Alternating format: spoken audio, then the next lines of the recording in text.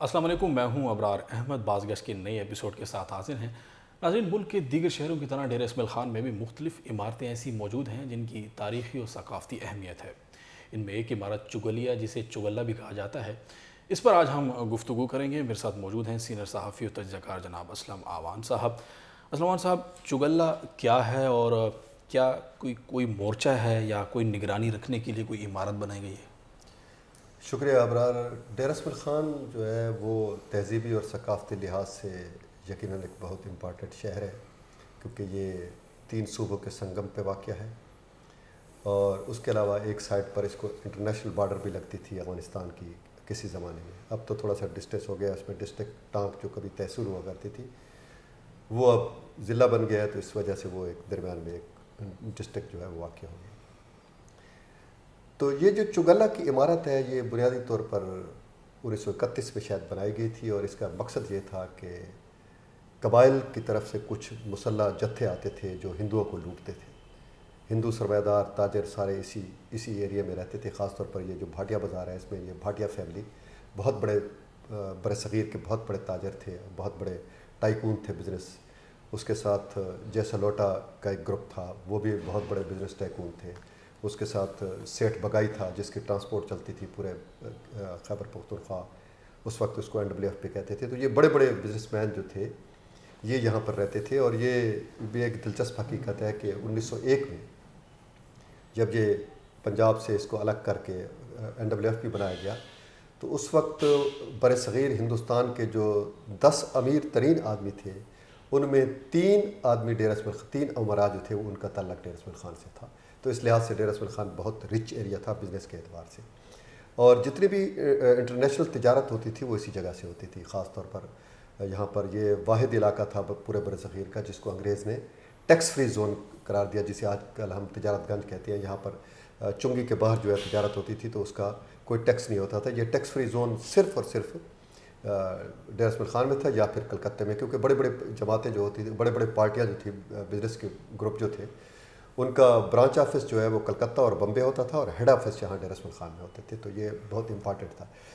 تو اس زمانے میں جو ٹرائبل تھے، ان میں بڑی غربت اور افلاس تھی، تو وہاں سے گروپ آتے تھے جن کو غدیاں کہتے تھے، کچھ گدیاں بھی کہا جاتا تھا، تو وہ لوٹنے کے لیے آتے تھے یہاں پر ہندوؤں کو۔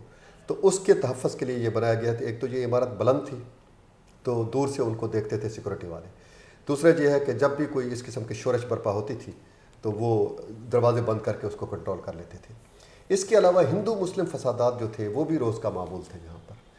اس لیے اس کی جب یہ ڈیرہ اسماعیل خان کی بنیاد رکھی جا رہی تھی تو اس وقت ہندو جو بڑے لوگ تھے اور مسلمانوں کے جو بڑے لوگ تھے، کہتے ہیں کہ نواب شیر محمد خان تھا اس زمانے میں، تو انہوں نے مل کے یہاں ڈیرہ اسماعیل خان کو جو پلان کیا، اس میں یہ کیا کہ شمالی سائڈ پر جو ہے مسلم رہتے تھے، اور جنوبی سائڈ پر تقریباً ہندو رہتے تھے، اور جنوب مغرب کی طرف ہندو رہتے تھے۔ خاص طور پر یہ جسے اب ہم مجاہد نگر کا علاقہ کہتے ہیں، سینٹر میں جو کچھ علاقہ جو چھوٹے بازار کے ساتھ منسلک ہے، یہ بالکل شہر کے وسط میں رہتے تھے ہندو۔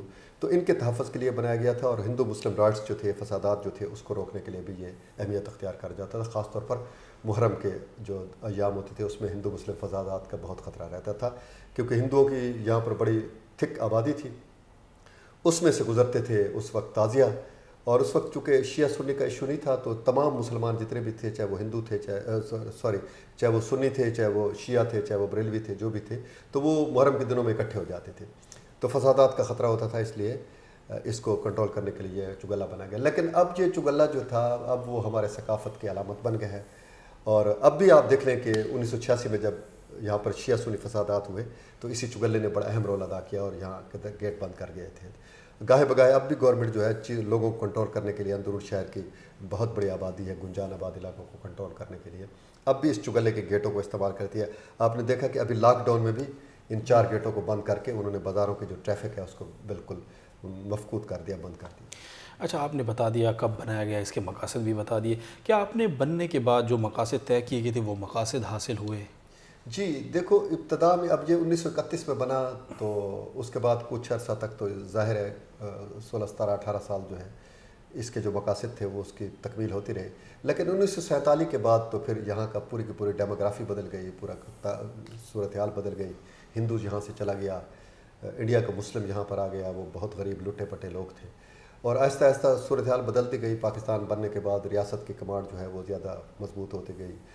ٹرائبل جو ہے وہ بھی کافی حد تک کنٹرول ہو گئے. اس کے بعد 1970 کے بعد جو ہے جب ان کو ذوالفقار علی بھٹو نے پاسپورٹ دیا اور یہ گلف کے علاقوں میں گئے تو وہاں ان کی جو ہے معاشی صورتحال سدھرنے لگی. تو وہاں کا کلچر اور تہذیب اور تمدن بھی بدلنے لگی, اقدار بھی بدلنے لگے, حالات بھی بدلنے لگے. آہستہ آہستہ وہ پھر شہروں کی طرف جو ہے آنے لگے. ان کو سرکاری ملازمتوں میں کوٹا مل گیا, ان کو میڈیکل میں کوٹا مل گیا, ان کو انجینئرنگ میں کوٹا مل گیا, CSS میں کوٹا مل گیا. تو چیزیں جو ہے وہ بدل گئیں.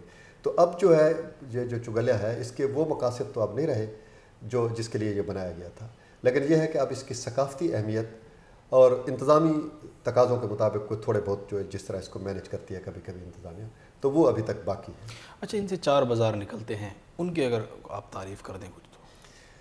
دیکھو یہ 4 بازار نہیں ہیں, یہ بیسیکلی 7 بازار ہیں. آپ توپا والے بازار سے شروع ہوں تو یہ جا کر ختم ہو جاتا ہے جوگے والی گلی تک. اس کے بعد رحیم بازار جس کو پرانے زمانے میں رام بازار کہتے تھے, یہ پھر گھاس منڈی کے ٹرن پر ختم ہو جاتا ہے. اور اس کے بعد کلاں بازار جو ہے وہ شروع ہو جاتا ہے جو چغلے تک جاتا ہے.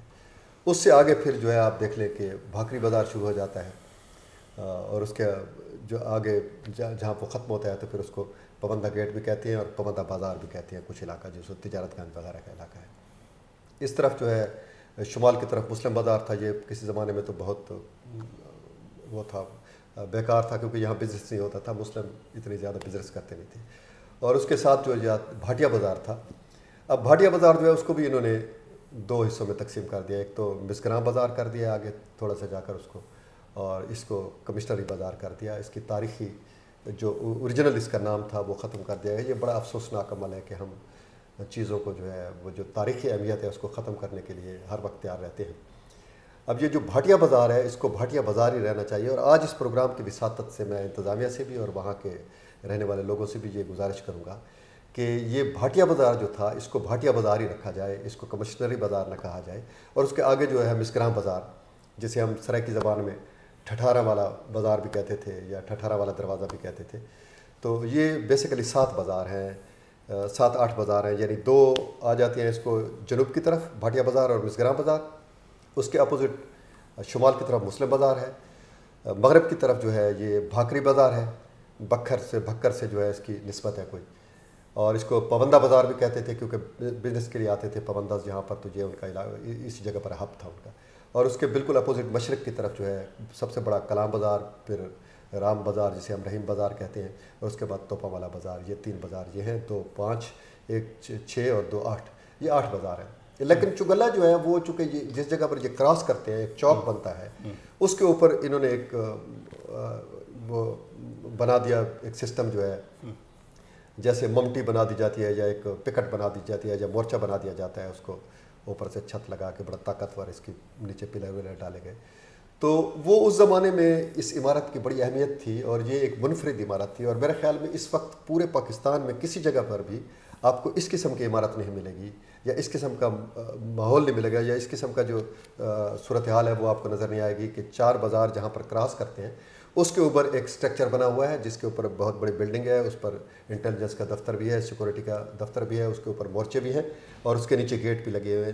یہ سیٹ اپ جو ہے آپ کو پورے پاکستان میں کہیں بھی نظر نہیں آئے گا. تو اس لحاظ سے یہ بہت ہی اہم ہے اور ایک قسم کا ایک عجوبہ ہے یہ پاکستان کی ہمارے اپنے ہسٹری کے اندر. تو اس کی اب جو حیثیت ہے وہ ایک ثقافتی حیثیت بھی ہے, ایک منفرد حیثیت بھی ہے اور ایک عجائب حیثیت جسے ہم عجوبہ کہتے ہیں اس کی حیثیت بھی ہے. آخری سوال ہے, آج کے دور میں اس کی تہذیب و ثقافتی اہمیت کیا ہے؟ آج کے دور میں اس کی اہمیت جو ہے وہ صرف علامتی ہے. آج تو آپ دیکھ لیں کہ گوگل ارتھ پہ جو ہے آپ جا کر اس زمین کے ایک ایک کونے کو اوپر سے بیٹھ کر دیکھ سکتے ہیں, بلکہ گھر میں بیٹھے بھی سب چیزوں کو دیکھ سکتے ہیں. اس کے علاوہ یہ ہے کہ اسٹار وار کا زمانہ ہے, اوپر سے جو ہے نا اٹیکس ہوتے ہیں, چیزیں ہوتی ہیں. لوگوں کے لیے بھی سسٹم جو ہے اب ایسے ڈیولپ ہو گئے ہیں کہ لوگوں کے لیے بھی اب موومنٹ کرنا جو ہے وہ کوئی اتنا مشکل نہیں رہا اور گورنمنٹ کے لیے ان کو ریسٹرکٹ کرنا آسان نہیں رہا. تو اس لیے ان چیزوں کی اب کوئی ایسی سچ دفاعی یا انتظامی حیثیت یا اس اسٹرکچر کی کوئی خاص ریسٹرکٹیڈ پاور جو ہے نا وہ اب نہیں رہی.